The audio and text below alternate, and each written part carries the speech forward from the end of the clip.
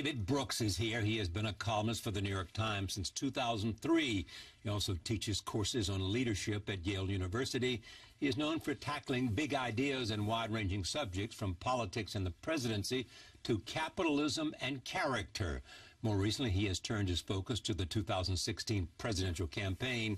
I'm pleased to have him back at this table. Welcome. Good to be back. Well, it's great to have you, and it's been a bit too long, but I know you have books and to write and other things to do. Wine to drink, yeah.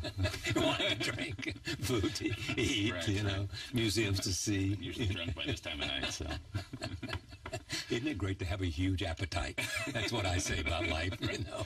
I don't want to see anybody who has a small appetite. Yeah, that's good. We feel like we're a bunch of opera stars. Well, you do. And, you know, somebody was here the other day, and they said, they were talking about a dilemma, and this was based on a memoir, and they said, you know, someone felt like they'd been stolen from having a big life. And I thought that's sad, because a big life is not to be a celebrity or to make a lot of money. A big life is to be connected to all that there is possible. Yeah, I have a friend named Casey Gerald who asked somebody, what would you do if you weren't afraid?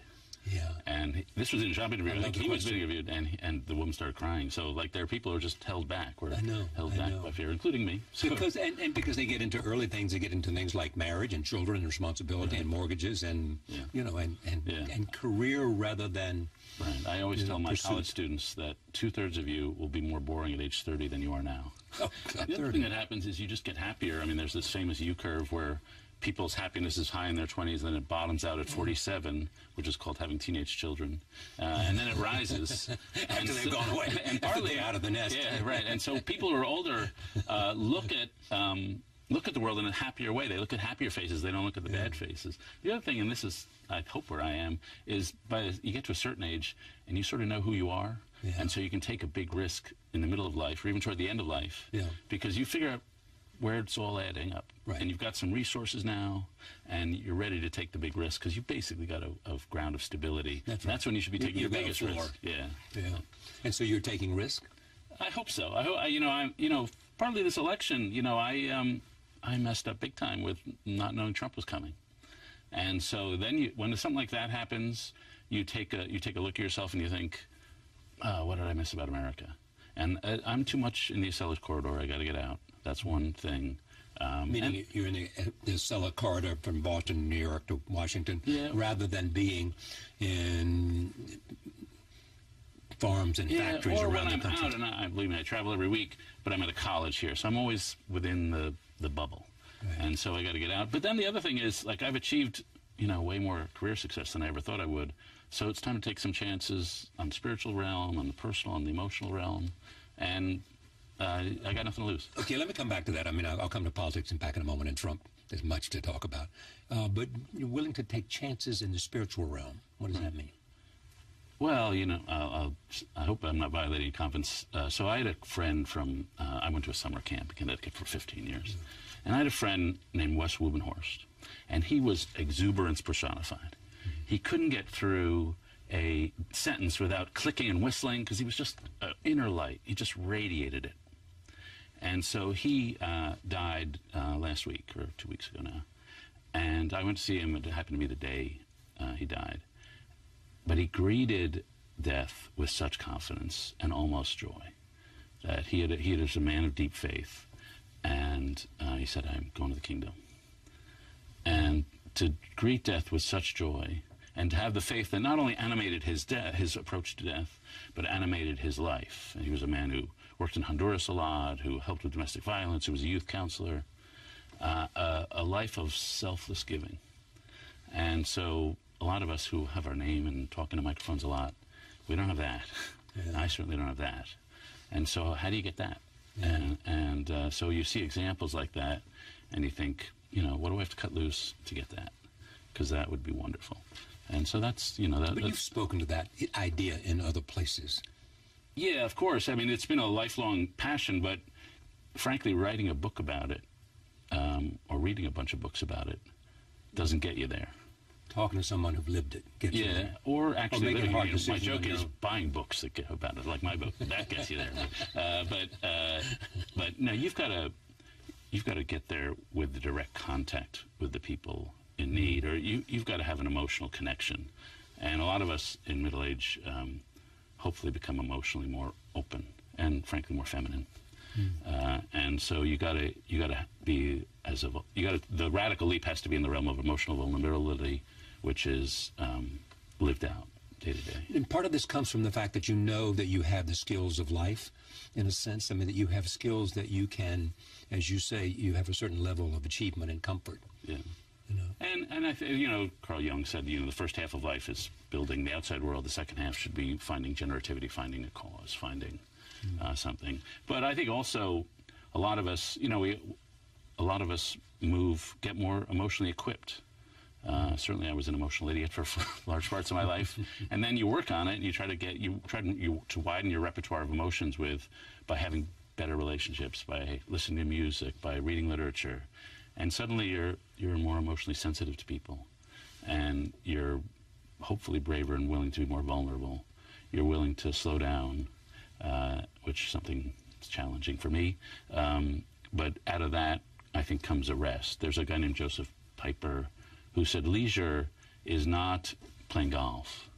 It's having your mind go slowly enough so that the world can be invited into you. And getting your brain slowed down enough at the right pace is a challenge. It reminds me of a friend who didn't tell me this, but he told another friend that as he was approaching death, he said, within days, he said, if I had longer time, I would do nothing. And the do nothing is when you are bringing all that in. You're exposing yourself to all that is there. And doing nothing is not having a schedule, an ambition. It is. Right. And, I mean, inner formation doesn't always look like outer formation. Yeah. And so, but, my last book was based on this distinction between the resume and the eulogy virtues. The resume is what makes you good at your job. The eulogy is what they say about you after you're dead. And we all want to be good at the eulogy virtues, to be honorable and honest and courageous and capable of great love. But how you get there is sometimes a matter of passivity.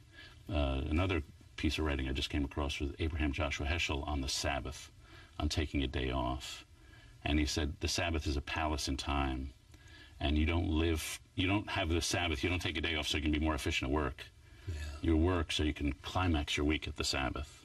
And it's done through abstentions, by denying yourself things and by saying no to things. And that is an invitation for other things to pop up. Is this part of the conversation with the students at Yale? A bit. My class is about commitment making.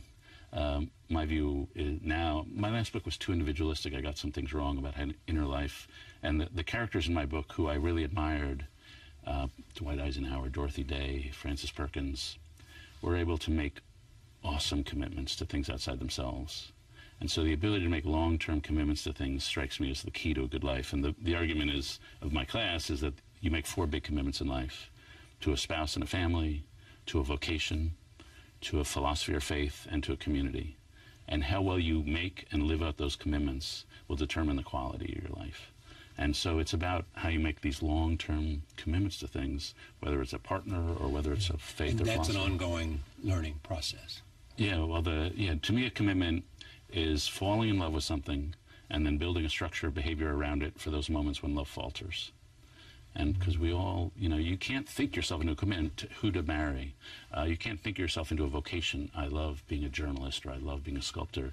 It's a process of love. You have to love your way into it because it's such a big time stretch. And you're trying to imagine your future self. So you have to be vulnerable enough to be a deeply loving creature. But then the moments it's just going to suck. So you have to build the disciplines of honesty. You have to have community. You have to have the disciplines of craft. And so, in my craft, a surgeon lays out tools. In my case, I've got a very bad memory. And so what I do is I write everything down. And when I write a column, I've got sometimes 200 pages of research material and notes. And my craft is I lay them out in piles on the floor of my living room. And each pile is a paragraph in my column. So it's only 806 words, but I could have 14 piles laid across the floor. And so the process of writing is not typing into the keyboard. It's crawling around on my carpet, laying out my piles. And sometimes when the ideas are flowing and I'm organizing it well, I'm writing notes to myself, and that's like the best part of my job. And so that craft of whatever we do for a living, it disciplines our commitment to whatever, to that vocation. When you do that, do you know where it starts and ends, or are you simply thinking of it in terms of almost like container shipping? This is a container, a paragraph. This is a container, a paragraph, and how they will end up, and how you get in and how you get out comes to you after you see it all together? Yeah, I need to do it geographically. I need to see it on the floor, or else it's all just a jumble in my head. Yeah. And so, but when you get the order right, then the words will flow when you type it. But if you get the order wrong, then it's all choppy. Yeah, I agree. And if you get it wrong, you can't fix it. You have to start over completely new. And sometimes judges have a saying, that opinion won't write. They thought they knew what they were going to say, but when they sat down to write it, it just wasn't writing. So in other words, their thought had an opinion, and when they sat down to confirm the opinion, they couldn't confirm it, so they knew. Then they knew something was wrong here. Yeah, so their reasoning was wrong. Right, they got to iron it, Our start from conclusions scratch. were wrong. And so I think this is what non-writers don't get. It's about traffic management. It's about organization and structure. It's not about fancy words. And getting the structure right is the foundation. And so I do it on my floor. Some writers, they write on the wall. Yeah, but it is about words at the end, isn't it? I mean, yes, you can get the structure right, and yes, you can get the piles right, and yes, you can have the ideas in there. But in the end, the best of you have a command of words. Yeah, but I'm not Proust. I write for a newspaper, so yeah. I mean, another key. I saw a Stephen King thing online, and this is a lesson of my two favorite writers, George Orwell and C.S. Lewis, which is never use a big word when a small word will do. I agree. And both Orwell and Lewis, who I think are some of the greatest stylists of our age, they wrote for radio, and so it had to be heard, and so they wrote with great clarity. So did Edward Murrow. Yeah, no, that's true. And it has to be heard, and you want that crystalline clarity. But there's still artistry involved. I mean, Orwell was a genius at the first sentence. There's an essay he wrote called The Lion and the Unicorn about England, and he writes it during the Blitz when he's being bombed in World War II. And the first sentence of his essay is, "High above my head, highly civilized human beings are trying to kill me." And he's wondering, why are the Germans bombing me? Because they're German and I'm English. And it's a meditation on Englishness. But it's a good first sentence that just drags you right in. Did C.S. Lewis have a religious influence on you? Well, C.S. Lewis, I think he wrote Four Loves, which is a book I highly recommend. I do too. Mere Christianity. There are words in there. You can be Christian or not Christian. The definition of pride, the definition of sin, or the definition of soul, the idea that there's a core piece of yourself, that with every decision you make, you change that core piece of yourself into something either holier or more degraded. And now you can take that concept, and you don't have to believe in God or not, but he uses more or less secular language to describe parts of our moral architecture that is just clear and so commonsensical that of any faith, it's super useful. But he came to a real one-to-one relationship with Jesus. Yeah, oh no, he definitely became a Christian. It took him a long time to get there. And for him, he wrote that Christianity was not a warm religion, it was a high longing. And it was also a lens through which he saw the world. He had a very writer's approach to faith, I think. Less ecstatic and more, this makes sense. Yeah, indeed. Yeah. So tell me about... I looked at the Freedom House ranking of democracies. Democracies have been in retreat for 8 consecutive years.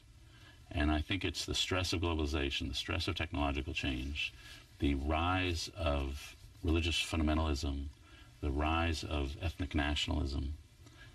All these things are making the world an uglier place than it looked like in the 1990s. Who, perhaps you, is articulating the kind of idea or narrative or structure that you believe ought to and may emerge from all that we're going through? Yeah, well, I'm a Whig. And so if anybody's seen, there was this guy named Alexander Hamilton, who was a Latino hip-hop artist from Northern Manhattan. And so he created my shorthand view of American politics is that there are 2 parties, but there are 3 traditional historic movements in this country. There's a conservative movement that believes in limiting government to enhance freedom. There's a liberal movement that believes in using government to enhance equality. But there was this 3rd tradition, started by Hamilton, continued by the Whig Party, which believes in limited but energetic government to enhance social mobility. So it's giving people the tools to rise up and compete in a capitalist economy. a little less pro-government than the Democrats, a little more pro-government than the... And I still think that human capital agenda, not only giving people access to colleges and community colleges, but giving them the emotional, psychological capacities to complete, is the big agenda. And do you hope that might emerge out of all this? Yeah, that's what I write about. So, yeah, I hope. I'm not confident because the country has turned in an ethnic nationalist way. And not in... I mean, my view is there are so many things we can do to surround people with loving relationships that will give them the emotional security to thrive and succeed. Mm-hmm. And we are, I think, fortunately, graduating from a very economical view of human nature, that we all respond to incentives and tax cuts, which was the problem with the Jack Kemp image, to a more relational view of human nature, which I think is what the cognitive sciences undergird, that we're primarily loving creatures, not thinking creatures. And unless we're enmeshed in a web of beginning to sound like John Kasich. Yeah, well, okay, I mean, fine, I'll be ADD too. No, I'm kidding, but I mean, the point is, there is no one articulating that. I mean, it almost is a third way, in a sense. I mean, it almost what a third party might have represented. It is, in fact, I mean, it's a traditional definition between some sense of social responsibility and conservative fiscal policy that enables you to, to create the skills that enable you to prosper in a modern economy. Yeah, if you don't have those relationships, it's very hard to exercise self-control. It's very hard to sit in a school room and build a relationship with teacher. It's very hard to succeed in a modern workplace where computers are doing all the non-personal stuff, and relational skills are the key. And, I came across a study, it is in a book called Life Reimagined by Barbara Bradley Haggard. It just came out. Right. And it was a study of World War II guys. And all the guys drafted in World War II. And some rose to high rank, some didn't. So what explained why some rose and some didn't? And it wasn't, you think it might be intelligence, but that wasn't it. You think it might be social class, but that wasn't it. Physical courage, that wasn't it. It was relationship with mother. That the people who had been poured into deep love by their mom were capable of giving deep love to the men in their units. And therefore they rose. And putting love at the center of who we are is like a shift from the way we've been thinking about social policy, which is all homo economicus. And I think both right and left are making that shift. Pope Francis has made that shift. And that opens up a wide array of avenues. You said, was there a key in your experience that unlocked this for you? Or is it simply, the progress of a curious mind? I hope it's the progress of a curious mind. I rarely have epiphanies, but I realize things in retrospect. Yes, as we often do. Yeah. And so the story begins to make sense to me after I've gone through it. So what story makes sense? Well, so the story, the emotional opening, which I've been talking about, I wrote a book called The Social Animal about 6 years ago. And talked about it on this program. You're right, exactly. Big lift for my book there. But the role of the cognitive sciences has shown us, including a work by a man named Antonio Damasio, that it's wrong to think that reason and emotion are opposite. Emotion is the foundation for reason. Emotion is our valuing device. Emotion is our motivational device. Love is what motivates us toward things. So love is what motivates you to do well in your job. It motivates you to get through med school, through the Marine Corps. And so you have to think of humans in those terms, and who will not always be motivated by incentives all the time. Coaches that I know who are very successful teach that. Yeah. They do.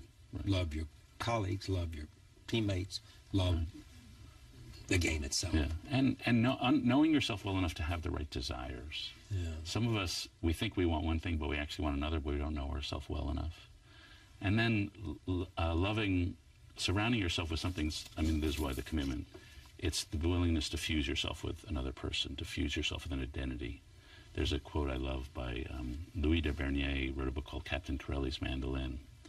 And in the book, there's an old man talking to his daughter about his marriage to his wife, who is now dead. And he said, love is an art form. Your mother and I had it while we were loving each other. I'm sort of mangling the quote, but roots were growing toward each other underground. And as the years went by and all the pretty blossoms fell from our branches, we discovered we were one tree and not two. And that gradual fusing of the roots underground is what you want when you're becoming a writer or becoming a journalist or entering into a relationship or serving your city. You want that thing where you are so joined with that thing you love that the commitment is rock solid. The roots underground are being bound together. One thing, yeah. Now, we all are allegedly for transparency and open government and sunshine laws, but my friend Bill Galston at Brookings Institution says government should have some secrecy for the same reason middle-aged people should wear clothing. You don't necessarily want to see everything. And so doing things in private, working out deals, saying you're going to win this one, I'll win the next one. So it's sort of like the sausage relationship, the sausage metaphor. And so that is, I think, the only way to begin the turn. But leadership can make the turn. Here's one thing. Have always been a society that is deep to our bones. If you ask Americans, do you think your personal destiny is shaped by luck or by individual effort? For centuries, we've been more on the individual effort than Europeans. Yeah. That may be changing, and we may be becoming more like Europeans as a result. Maybe our politics will begin to reflect the Europeans, which is what Sanders represents, a more European style. Not only of spending, but also there would have to be a lot of European style. So I believe it's an individual. If I believe it's individual effort, where do I stand in terms of where the? Then you tend to be a little more on the side of the marketplace that through effort you can rise and succeed. If you think it's fate, then there's going to be a larger role for government. And where are you? I believe that we tend to overestimate our individual effort, but I think having that belief that you yourself can create success is a very valuable trait, even if it's sometimes misinformed. And I believe it's not just about the marketplace. I think it has to do with your ability and your initiative to change lives. You know, right. And start with the people that are closest to you, and changing lives meaning being open to all the things you talk about. I mean, that's where I would bring in personally all the stuff that you believe in terms of love and that there is a capacity to make a difference. We all know people who had every disadvantage, but they had one person in their life with total rock solid faith, a set of standards, and then out of that they developed confidence. If you look at extremely successful people, they often have one parent who's very problematic, conditional love, and then one parent who's rock solid with unconditional love. And it's that weird tension between the two. The other thing, there's a study I read years ago, that if you look at the people who are phenomenally successful in good and bad ways, or phenomenally ambitious would be a better way to put it, an amazing percentage of them had lost a parent between age 9 and 12. And so the security of their life was taken away. And then they became hustlers. I tell my kids I've already failed them because they're over 12. I'm still here. I'm sorry. So. There's a reckoning with reality. But the disdain for the establishment and the disdain for all foreign policy advisor thinkers except for himself does smack of an unearned confidence sometimes. And so I do doubt that. This is like the worst thing to say in 2016, but I've come to be a believer, and we need to fix the establishment. I believe in establishments. We have big problems. You need big institutions to tackle them. They have to be run centrally. And so we need a really good State Department. We really need a good elite conversation. So on the agenda ought to be reforming establishments. Reforming institutions, yeah. Our institutions are fraying. The Congress is the prime example of an institution that has frayed because just the norms of behavior, the invisible codes have been ripped away. And so one of the things, when I talk about Trump as a revolution in manners, and the reason we have manners, the reason we don't talk about each other's wives and how they look, or the reason we don't insult people's looks or call people losers and liars, is that it enables us to have a conversation. It enables us to be a community and be citizens together. If you rip away those manners, it's just dog eat dog. And to me, when he rips away the shroud of those manners, he's really reduced us to just scrambling scorpions in a bottle. And so restoring manners, restoring codes of civility and just decency is the prerequisite for restoring institutions and standards of behavior. You know, I sound like an old fuddy-duddy, but I go back to Eisenhower a lot more than I used to.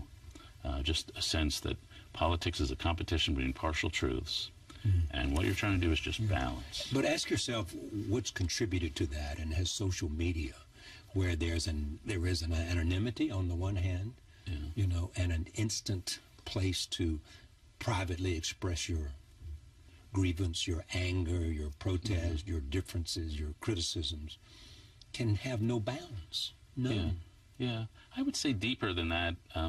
you know, media can be used depending on the yes. character of the people, but egotism, if you have a basic humility, or at least if you've been taught all your life to value humility, then you think, well, good chance I'm wrong about some stuff. Yeah. So I need the people who disagree with me to balance out my error. But if you're taught you have the truth by the short hairs, then what do you need the other people for? And that's a lot of what we got going on. That's a lot of Obama. Well, you just said that. Yeah, okay, fine. You're trying to get... I'm not trying to do anything. I'm just trying to get you, to articulate Right. what I think you but saying. it's not only Obama. It's Rush Limbaugh. It's a lot of people. But I mean, that's a vast difference between the two of them. I agree. Yeah.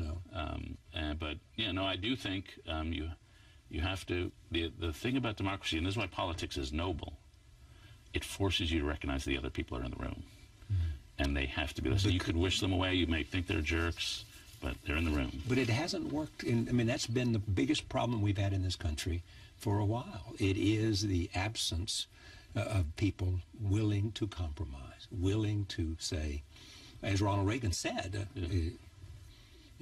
it's better to have a piece of the pie than none of the pie. Right. Right? Right. And maybe we've lost that. Right. And everybody knows that. If we got attacked by Canada, we would all get it back. We need a hostile force to attack us and unify us. But no, it's a matter of technological and of skill. I knew a guy who I'm sure you knew him, a guy named Richard Darman, who was budget director under the first President Bush.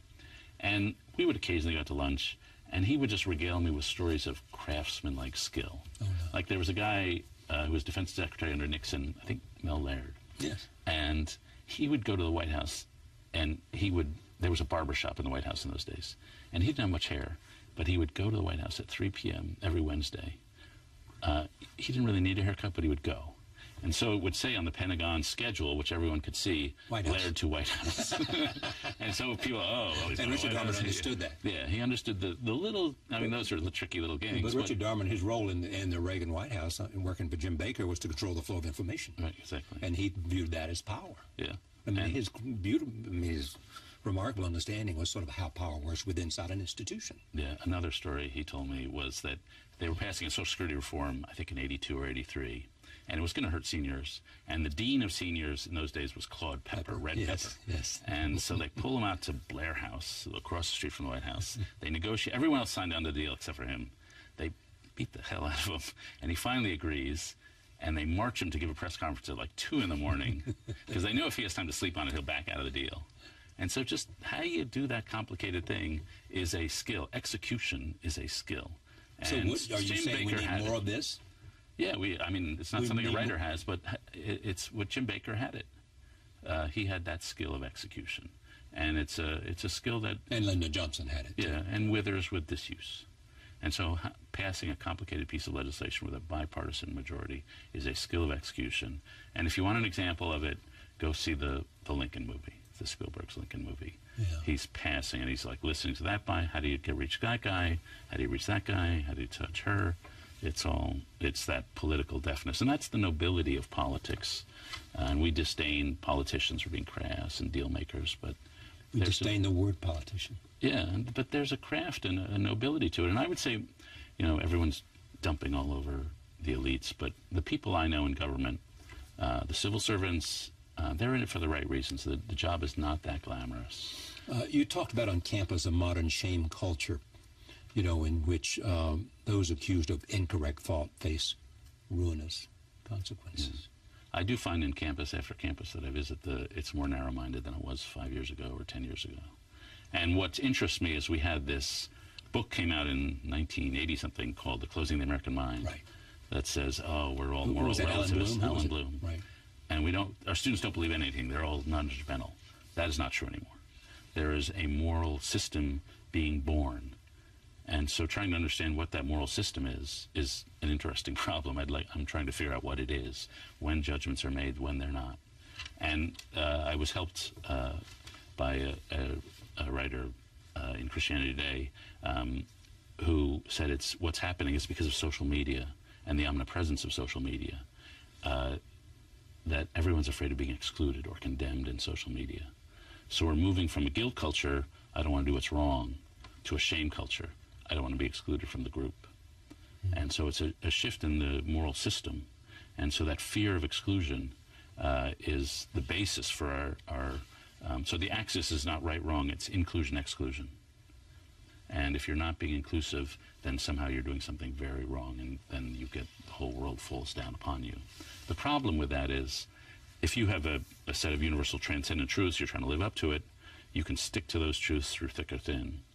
If you're always afraid of being excluded or condemned in social media, you're perpetually afraid of the opinions of other people, and that makes you perpetually insecure. And so I think there is just a lot of insecurity. I meet people today who come on television programs that I do. They're scared to death that if they be misinterpreted, or social media will be on top of them. Yeah. And when you ask them who it is, I mean, it's one click or another. Yeah. You know. And of course, we have seen people whose lives have been ruined by either a small mistake or no mistake or just a gesture. On the other hand, you know, if you're in the world, and this is true for everybody, not just people who are in the media, there's a lot of criticism out there. And if you don't let it affect you, it goes away. Exactly. And so you have to realize that. I mean, if you're in the public eye, if you can't do that, then you will be terminally unhappy. Yeah. And so isolation is a very good strategy. You also said that middle age is being redefined, whatever middle age is. Yeah. So I think, you know, look who's the three candidates we've talked most about. Hillary Clinton, 68 years old. Donald Trump, 69. What is Sanders, 73, 74. And so they're running for president for the first term. So active life is just a lot longer. And Ronald Reagan, we thought, was very old, and he was like in his late 60s when he ran. Right. So active life is longer. So that's creating two changes. The first change is in their 20s. It used to be you got married, you bought a house, you had kids in your mid-20s. Now that happens in many parts of the country in your early 30s. Right. And so we've got this very unstructured world in their 20s, which is a very harsh period now as you're suffering unemployment, you're finding your identity. And so that period is underserved by institutions. There's a company called WeWork. Oh, I know. Which, know them, yes. Which is now, it gives all the people who are doing startups in Starbucks, it gives them a place to get together and work. Right. So that's the example of a kind of structure that's coming into being to serve people in their 20s. They believe they understand the millennials more than anyone else alive. And they may be right. The atmosphere is sort of summer campy, so yes, I'm fine with it. I know. But then, so that's one big shift in how we think about a certain age. But then if I'm 54. I'm hoping I have 30 years of sort of active life ahead of me. So that means instead of like thinking I'm slowing down. The actuarial tables would suggest that's true. Yeah, I hope so. I'm trying to stay healthy. Yeah. And so I can think, well, I've got a moment now to like have 30 or maybe at least 20, 25 years of something substantive and satisfying, and maybe something totally new. And so if you're in that age group, suddenly you're, okay, you have a chance to think of another chapter. And so that's just a wide. So let me refer to something that we haven't talked about in a long while. You chronicle these people, you know, in terms of would write you, and help me jog my memory. But basically, they were in their 70s, right? And they were writing you in terms of what perspective they had at their time. Right. I asked 5,000 of my readers to send in essays and grade themselves on their lives, looking back on their lives, and they gave themselves A- for career, B- for personal life. Oh. And so they didn't think they did as well. But some things they did, the people who led better lives, they had some common traits. Some of them were obvious. They took risks. Very few people regret risks. But the other thing was they divided their life into artificial chapters. So some people said, okay, this year is the beginning of a 7-year chapter in my life. What do I want to accomplish in this 7 years? And then after 7 years or 8 years or another pivot point in life, they said, okay, there's another chapter. The most unhappy people just let time dribble by day by day. Yeah. And so making those false bifurcations is a useful tool. I had a student of mine who was a 40-year-old colonel, and every time he got put in a new Army base, he and his wife would say, okay, let's have a personal retreat. What do we think of our parenting style? What do we think of the Army? What do we think of our marriage? And they would take it all down to the ground, and then they'd examine it. It's a very useful thing to do. Yes. And when you get older, you cause yourself fewer problems. There's clear evidence people get better at living. That's great, being better at living. I mean, the great Brooke Astor said to me once, she said, for a long time I cared about what people thought about me, now I only care about what I thought about them, or what I think about them. That's good, yeah. You know? There's a useful bit of advice. This comes from a book this minister here in New York named Tim Keller wrote. It's on marriage. And he said you should regard in the marriage, regard your own selfishness as the core problem in the marriage.